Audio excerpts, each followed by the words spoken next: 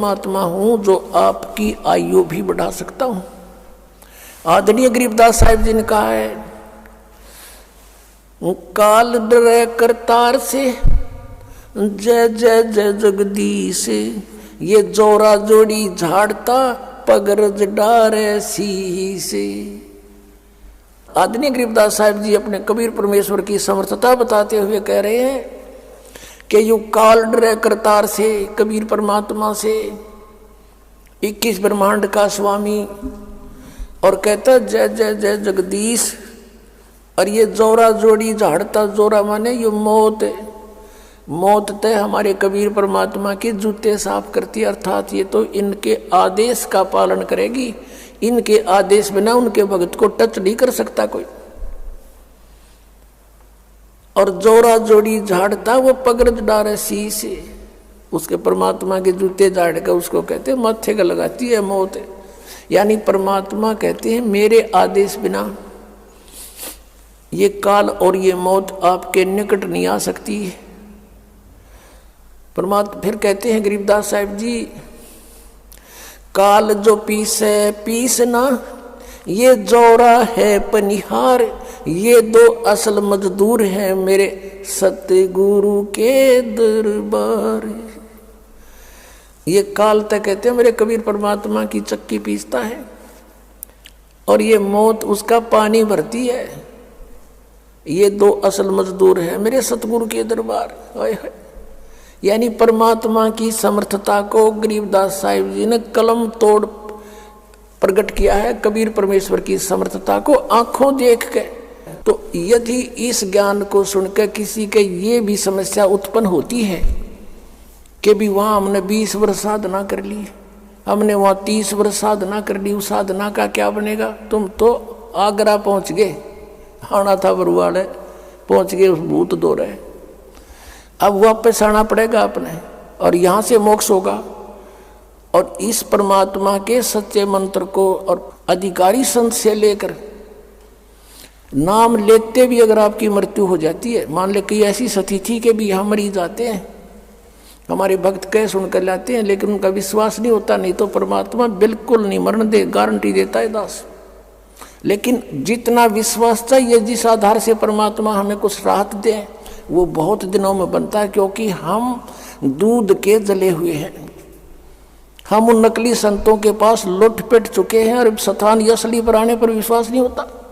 जैसे एक बाजार में है और 9 नकली दुकान हो, धोखे कर रहे हो, और 10वीं के ऊपर कोई व्यक्ति जाता है तो उसके दिमाग में वह साइकोलॉजी रहती है कि भी माल डुप्लीकेट पाओगा, चाहे कति ओरिजिनल धरले विश्वास हो को नहीं, वो तो बरते पता चलेगा, उसका यूज करेंगे तब। और फिर भी उसने उपदेश ले लिया, उपदेश लेते ही भी उसकी प्राण छूट जाते हैं। मनुष्य जीवन उसको गारंटीड है, उसके तो सौभाग्य था, उसको मनुष्य जीवन तुरंत मिलेगा। अरीब ते स्टार्ट हुआ है भक्ति युग का, हजारों वर्ष चलेगा, ये तुरंत वापस मनुष्य जीवन होगा। आते ही फिर उसको छोटी सी उम्र में ये मार्ग मिलेगा और पूरी उसको आयु देगा भगवान, और लेके इस अगले जन्म में पार हो जाएगा। तो और यहाँ ना आता तो उसने मरना ही मरना था, और भूत भी बनना था, बिरान दुर्गति हो जानी थी। तो उससे भी उसके सब पापों का नाश करके परमात्मा तुरंत मनुष्य जीवन दिला देता है।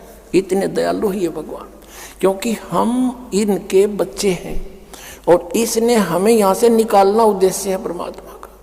और ये फिर ये नहीं देखता, क्योंकि इसके हाथ में कलम, इसने कोई न्यू कहने वाला नहीं, आपने क्यों ऐसे कर दिया, ये समर्थ है। धर्मदास जी ने परमेश्वर की सामर्थ्य में कहा था, निर्विकार निर्भय तू ही और सकल बेमान, ये जी साधो और सकल बेमान, सब पर तेरी साहेबी, सब पर तेरी साहेबी, तुझ पर साहेब ना, निर्विकार निर्भय तू ही। क्या कहा था कि निर्विकार निर्भय तू ही और सकल भयमान, और सब पर तेरी साहेबी, तुझ पर साहेब ना। हे परमात्मा, हे कबीर परमेश्वर जी, आपकी सबके ऊपर प्रभुता, आपके ऊपर कोई प्रभु नहीं, और जो समर्थ है उसके फिर जो चाहे कर सकता है। पुण्यात्माओं, परमात्मा का पाना बिल्कुल आसान है, इतना सिंपल वे चलते फिरते उठते बैठते लेट के किसी प्रकार भी सिमरण करना, श्वास उश्वास से, या जैसे मंत्र आपके प्रथम दे रखे उसको मन में करो, मौखिक करो, बोल के करो, धीमा धीमा, या किसी दूसरा बिना नाम वाले को नहीं सुनने देना इसको। लेकिन ये विश्वास होना कि जो हम कर रहे हैं ये सही है, ये कठिन हो गया, क्योंकि नकली पंथों ने, नकली संतों ने बैठा दिया, ये काल के दूत का काम कर रहे हैं। और इसलिए दास को इतना प्रयत्न करना पड़ रहा है सच्चाई को ऊपर लाने के लिए।